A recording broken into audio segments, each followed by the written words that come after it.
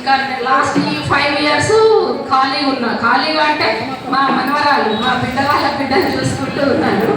సరే పాప పెద్దగా అయింది కదా, నెక్స్ట్ ఇంకేదైనా చేస్తే బాగుంది. ఎప్పుడు ఖాళీగా కూర్చోవడం ఇష్టం ఉండదు నాకు. అంటే ఏదైనా మనకు స్వయంగా సంపాదించుకోవాలనేది ఎప్పుడు ఉంటుంది. ఈవెన్ హస్బెండ్ని అడగాలన్నా కూడా నేను అడగలేదు. సో అయితే మమతా మేడం నా అప్లైన్, తను ఒకరోజు స్టేటస్లో పెట్టుకుంది వెస్టేజ్ గురించి. ఏంటి మమత అన్నిట్లో నేను తెలుసుకోవడం జరిగింది. అయితే దాంట్లో ఏం పెట్టుబడి లేదు మేడం, చాలా బాగుంటుంది, మీకు చాలా పిఆర్ ఉంది, మీరు చేయగలరు అంటే సరే ఇదేమో మరి నమ్మలేదు. మా హస్బెండ్ కూడా వద్దు ఇలాంటివన్నీ ఎందుకు లేకపోని అని, జనాలు నమ్మరు, ఇట్లా ఎన్నో వచ్చినాయి క్వాంటమ్ అని అవేమి ఏదో ఇలా చాలా వచ్చినాయి అని అన్నారు. అయినా కూడా సరే చూద్దాం ఏముంది, ఇలానైతే నష్టం ఏం లేదు, ఒకరిని మోసం చేసేది ఏం లేదు. సరే ప్రోడక్ట్స్ అంటున్నారు కదా, ప్రోడక్ట్ బేస్డ్ అన్నప్పుడు అవి నచ్చితేనే కొంటారు జనాలు.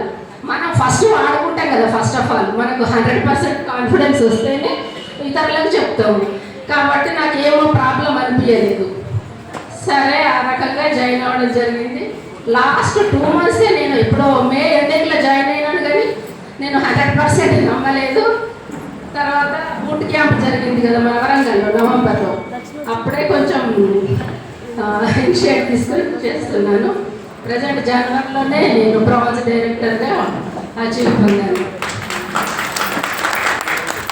ఫస్ట్ వచ్చేసి నాకు 13 రూపాయలు, లాస్ట్ హైయెస్ట్ ఏమో 5,968. చాలా హ్యాపీగా ఉన్నది. థ్యాంక్స్ టు మెంటర్స్ వచ్చేసి చిరంజీవి సార్, శ్రీలత మేడం, మా అప్లైన్ వచ్చేసి Mamata madam. Thank you everybody, thank you one and all my love lines, life lines. ముఖ్యంగా ఏంటంటే నాకు ఇతరులకు హెల్ప్ చేయాలనేది ఎప్పుడూ ఉంటుంది. ఎంతో మంది హౌస్ వైఫ్గా ఉంటున్నారు అంటే